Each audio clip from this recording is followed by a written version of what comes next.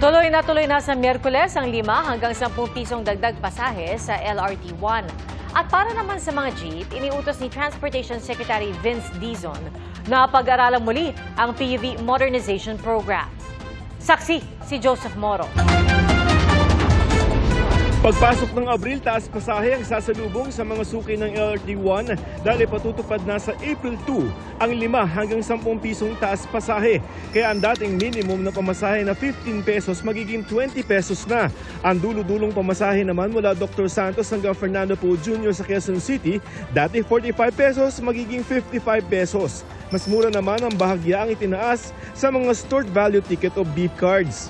Sinubukang ipetisyon ng transport groups ang taas singil sa Malacanang pero sabi ng DOTR at Malacanang, napakalaki na ng risk ng hindi na matuloy ang current operations ng LRT1. Ang desisyon ngayon ay tuloy ang fare increase.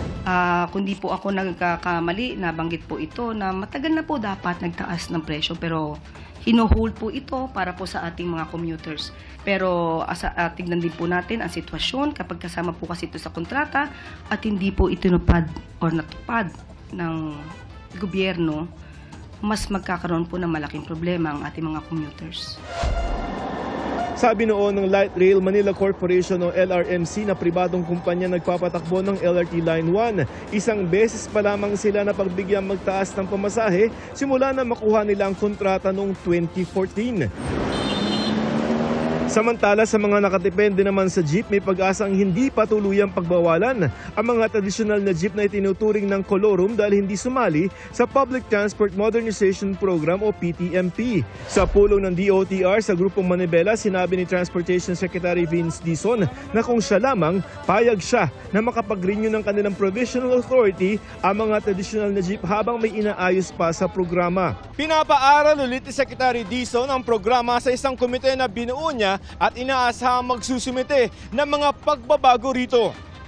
Pinangungunahan ito ng mga taga-road transport ng DOTR, Office of the Transportation Cooperative at Land Transportation Office o LTO. Kung bakit walang taga-Land Transportation Franchising and Regulatory Board o LTFRB na siya nagbibigay ng mga prangkisa.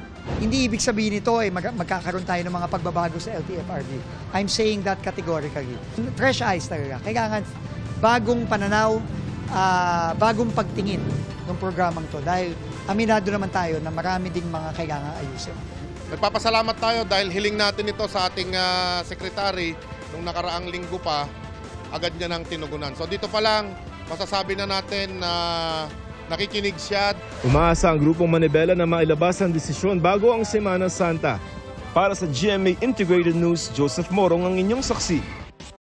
Mga kapuso, maging una sa saksi. Mag-subscribe sa GMA Integrated News sa YouTube para sa iba't ibang balita.